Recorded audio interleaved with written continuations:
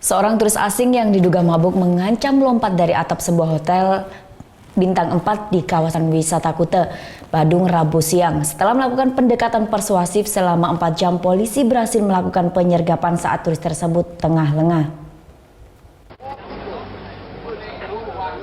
Aksi membahayakan dilakukan seorang turis asing di atas atap Hotel Grand Ina Kuta Rabu siang.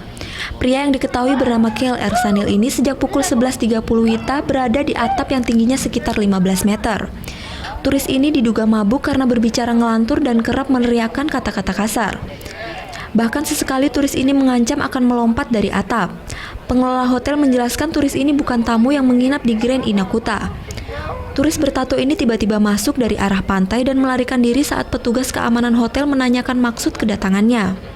Bersangkutan langsung lari masuk menuju arah hotel ke arah swimming pool dan berusaha melarikan diri dari petugas keamanan. Jadi sempat masuk ke salah satu kamar tamu yang terasnya terbuka, menembus ke koridor dan langsung naik ke atas.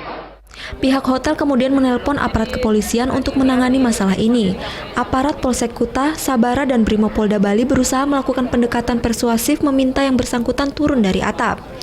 Setelah 4 jam berlalu, turis ini tampak lelah dan turun dari atap.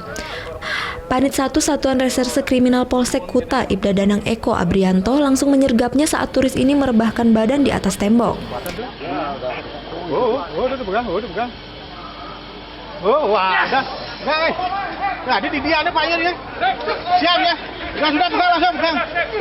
Setelah berhasil dilumpuhkan, petugas keamanan hotel bertindak anarkis dengan menginjak-injak turis tersebut, namun langsung dicegah aparat kepolisian.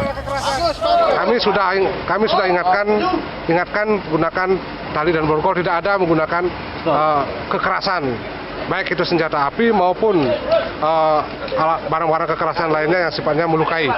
Saat dikirim keluar hotel oleh polisi, turis ini masih berceloteh tidak jelas menggunakan bahasa Inggris.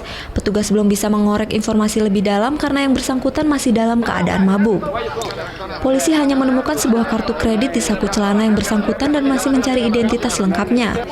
Setelah dimasukkan ke dalam mobil ambulans, turis tersebut langsung dibawa ke kantor imigrasi Ngurah Rai untuk pemeriksaan lebih lanjut. Muhammad Hasanuddin melaporkan untuk NET.